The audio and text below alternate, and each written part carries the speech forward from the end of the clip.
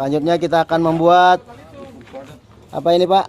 Super Bokasi. Super Bokasi. Atau pupuk kompos kotoran kambing. Bahan-bahan yang dibutuhkan apa saja Pak? Bahan yang dibutuhkan kotoran kambing, terus dedak, E4, M4, tunggu. E4 baru gula merah. baru gula merah atau molasses ya.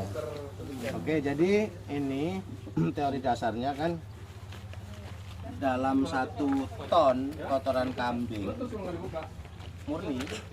Nah, kita butuh dedaknya itu 3 sampai 10%. Kalau tadi kan 10 sampai 30% kalau untuk pakan.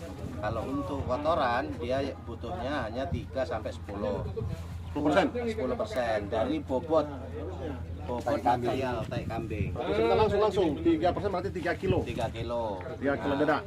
Kalau untuk 1 ton. Nah, gitu. Jadi 3 sampai 10 kilo. Oke. Gitu. Artinya lebih banyak lebih bagus. Fungsi dedak untuk apa? Itu supaya trichodermanya ada di ini. Jadi nanti kalau ini prosesnya jadi sempurna, dia bisa dikatakan jadi trikokompos. Nah, fungsi trichoderma itu untuk memangsa jamur yang ada di dalam tanah yang merugikan bagi tanaman kita, itu akan dimakan oleh si trichoderma. Itu fungsinya. Makanya dia harus pakai dedak. Nah, itu. Jadi kemudian E4 itu sendiri harus dikembangkan supaya si bakteri pengurai hidup di dalam kotoran kambing ini yang bakal kita mau jadikan pupuk. Karena di sini kan setelah dia diuraikan, baru nutrisinya yang ada di kotoran kambing ini baru bisa dimakan oleh tanaman. Dengan catatan setelah nanti ini jadi super bokasinya, ini mestinya harus digiling. Nah, karena akar itu bisa makan jika material atau makanan yang akan dimakan itu lebih halus daripada mulut akar. Iya, mulut akar. Iya. Jadi dia biasa 7 kali lebih kecil. Ya iya, harus ke sini kan. Bukan cuma bisa tai ayam juga Pak ya? Bisa. Nah, tapi ini mestinya kan ini kita ukur dulu haranya berapa sebelum kita buat. Supaya kita tahu nanti setelah pupuk kompos kita ini jadi berapa kenaikan haranya. Misalnya ini kita ukur dengan kondisi seperti ini, katakanlah 1000 mikrometer per sentimeternya. Kemudian nanti kita buat selama 14 hari, itu kita ukur lagi kenaikannya berapa, naik enggak dia. Kalau enggak naik, kita curiga pasti ada kebocoran pada saat proses fermentasi. Oke, haranya itu cara ngukurnya apa? Ada alat harameternya. Ada harameter. Hara yang normal itu berapa? Kalau yang bagus dia minimal 3000. Minimal 3000, Pami, catat Pami. Nah, gitu. 3000 hara. Nah, jadi ini nanti setelah kita proses, ini bisa naik haranya. Jika lagi nih kandangnya ini bagus kondisinya. Pertama, kotoran ini tidak langsung terkontaminasi dengan Tanah. Urin. sinar matahari.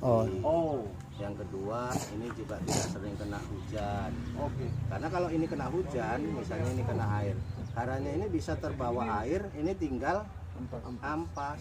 Oh, gitu. Nah, terus kalau misalnya kena panas langsung, ini kan jadi kering.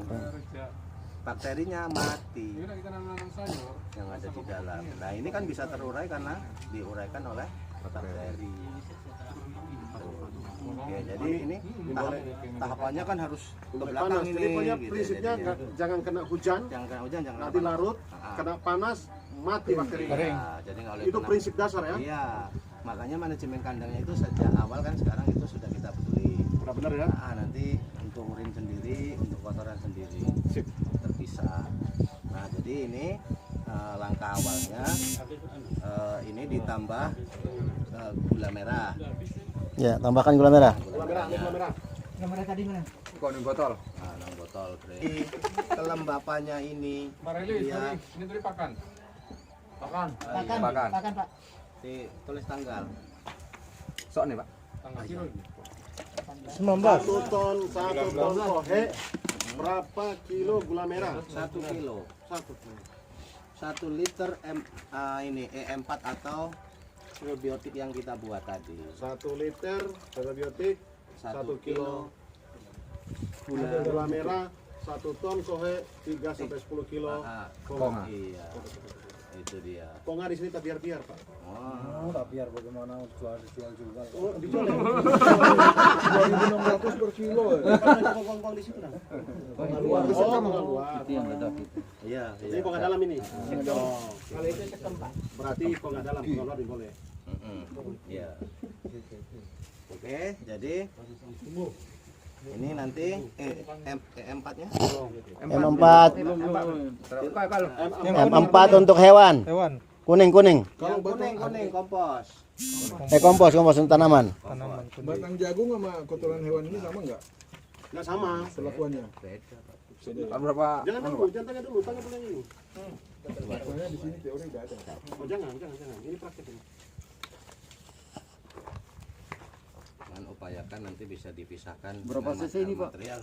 Ini Pak berapa cc? Itu 20. Kalau ini kobong ini di kolong angka ini. Di kobong-kobong bawah kolong apa ini? Ya udah nggak ada nutrisinya sebenarnya. Tapi yang penting tahu prinsip proses pembuatannya. Ya di sini Besok bisa diukur haranya. Cuk, ini PT kami simpang-simpang.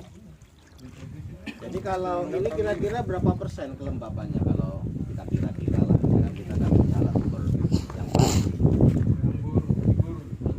Masa itu 70.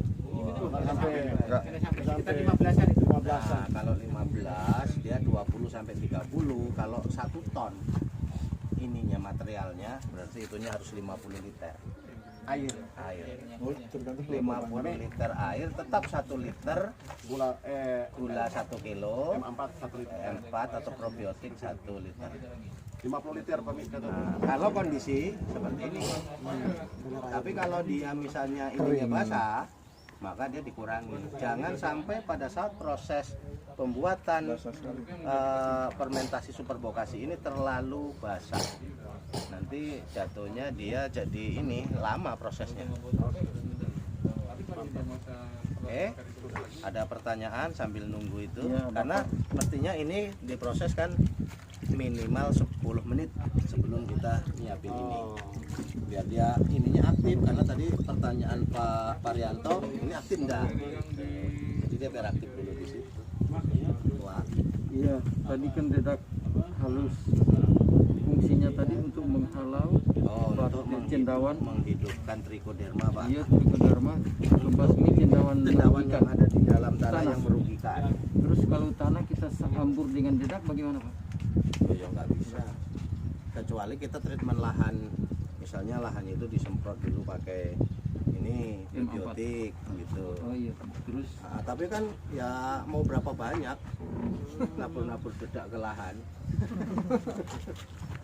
Malah nggak cukup kan kalau 10 kilo atau 30 kilo ditabur ke apa.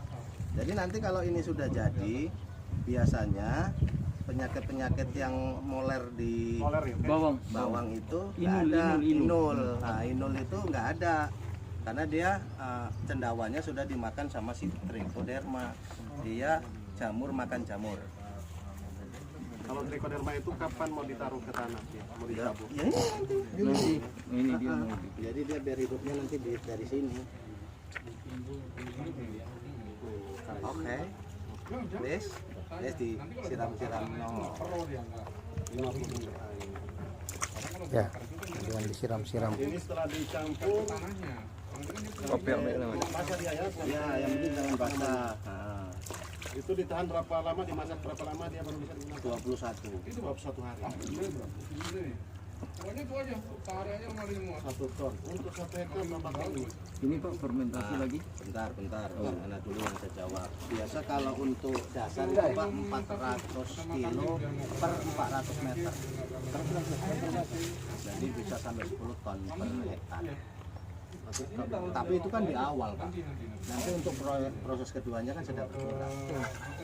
Jadi nanti kita kalau setelah ini kita belajar lagi nanti ekologi tanah.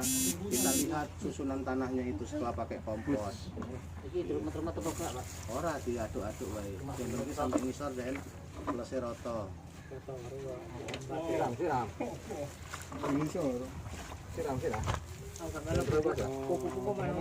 ngomong Gorontalo wae. 4 ton ya. Ora Oh, nek ngomong Jawa tuh kue larang. Gorontalo baru.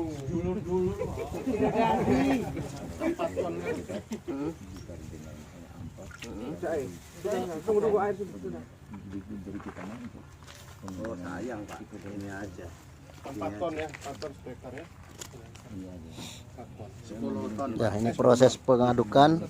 Enggak membunuh, paling enggak dia memangsa. Pak, kan tadi udah tak bilang Pak 1 ton berapa kebutuhan, 1 hektar berapa kebutuhan kompos. Cendawa ya apa Berapa coba? ini kita pakein apa? Kita ke bedingan. Kalau kita mau treatment sebelum misalnya ini Jangan diumumkan, Pak. ini Mereka harus bawa dibongkar, ayam putih. ya siap dibongkar lahan. Lalu Bapak sempat ayam pakai putih kepalanya dulu. Ke lahan. ke lahan. Dia per 1000 meter ini 1 liter. Itu treatment lahan namanya. Berapa hari sekali? Itu saya kabeh, Pak. Hah? Ora usah, nek wis rata wis. Nah, wis cukup itu. Terus banget. Setelah campur ini, jangan kena matahari. Iya, diperam dia. Harus di tempat yang teduh. Nah, besok mulai terasa panas. Bisa di kulkas. Kalau ini mau melihat dia Nah, mati semuanya mati. mau melihat dia misalnya udah bisa dipakai atau belum setelah 21 hari, paling gampangnya ambil daun pisang, tancapkan. Layu nggak ke atas. Kalau dia layu berarti masih panas ini. Sebentar, sabar dulu. Daun pisang itu kan lembar pisang itu. Batangnya. Oh, batangnya. Terus dibuang daunnya yang apa kan, terus ditancapkan. Mana peda? Berapa lama? Mana peda? Mana peda? Sampai kelihatan lagi berapa lama? Layunya dia lekar. Yes. Oke. Cocok set. Oke. Oke. Nanti kan nampak di sini terbakar kalau proses di dalam itu masih panas. Oke. Ininya terus layu ini. Oke, layu. Dalam tempo berapa jam dia layu? Ya kita tengok aja pertama kita biarkan dia 1 jam. Kalau memang ini kan pori-porinya kan ada ini pasti akan mengisap Pak. Oke. Kalau nanti di ujungnya sini keringnya itu seperti kena siram air panas lah. Oke. Bahasa Gorontalonya lonyot. Ah, lonjot bahasa Gorontalo. Bahasa Sangir itu, Pak. Lalu sini. Ah, udah kalau itu berarti masih panas itu belum bisa dipakai. Ah. Bisa dilihat berapa hari dia? Untuk bisa mengukur gini bahwa dia sampai layu berapa hari? 1 jam aja. 1 jam kelihatan ya, nampak ya. Karena ini kan pori-porinya besar. Makanya kenapa indikatornya kita harus pakai Daun pisang. Terus yang kedua, biasa kalau kita buka, kalau sudah ada kehidupan di dalam sini, langsung layu. Masih panas. Biasa dia ada kehidupan di sini, Pak. Kan ada binatang-binatang yang mau hidup di dalam sini. Nah, kalau sudah ada binatang hidupnya di dalam kompos ini, berarti komposnya udah masak. Oke. Nah, menandakan bahwa dia sudah siap pakai ketika ditancap menunggu sampai 3 jam tidak berubah Tidak berubah. daunnya ini. Nah, Bapak masih kurang yakin lagi, masukkan tangan kita gini. Kalau udah nggak panas dia ya udah. Jadi begitu caranya ya. Tidak ada Nanti pilihan lain. setelah Pisang dibuka menjadi ya. alat ukur. Iya. Karena kan pori-pori di pisang itu kan lebar, besar ya. Jadi dia mengantarkan panas ke atas. Kalau itu tadi kalau tajamnya enggak usah pakai doa atau Pak. Oke. Jopo montrone gelem ngajari. Jopo montrone ini gini Pak. Ini semilik kita